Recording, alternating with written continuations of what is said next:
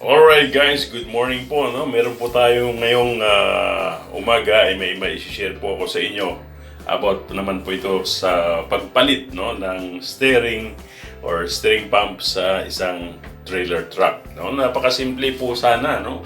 Kumbaga ito makita na dalawang tornilyo lang sana ang ating gagawin dito or tatanggalin at ikakawit. But sa laki kasi ng makina ay marami ka pang mga dapat tanggalin muna at bago maikabit yung or bago ma-install yung steering pump na tinatawag natin. So, ang model po nito ng sasakyan ito ay Mercedes 2038, 2038, 2038, Medyo may kalumaan na po ito pero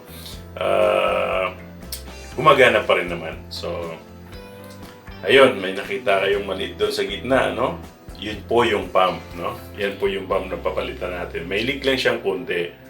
Pero ang problema kasi, abnormal, nagkakaroon na kasi ng singaw, tumitigas ng manibela. Ito po yung papalit ko ngayon.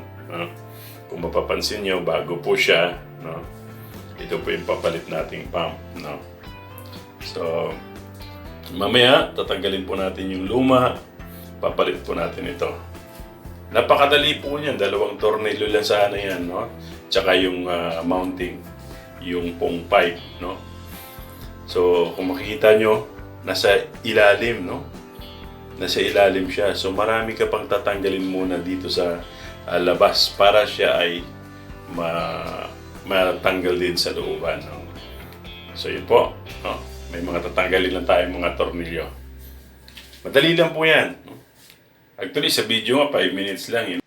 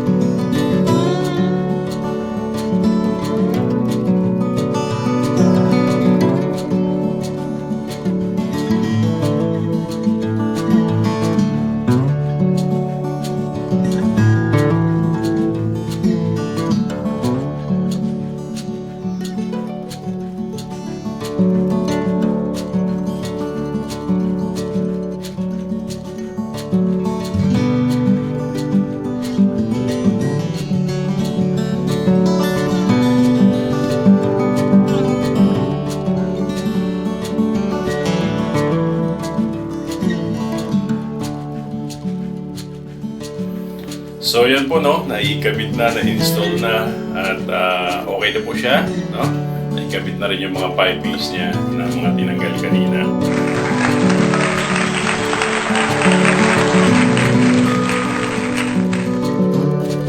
So ngayon po lalagyan ko lang at ita-testing na po natin. Yan po, kung makikita niyo po, maganda na po yung kanyang pagbalik sa kaliwa at kanan, napaka-smooth na po.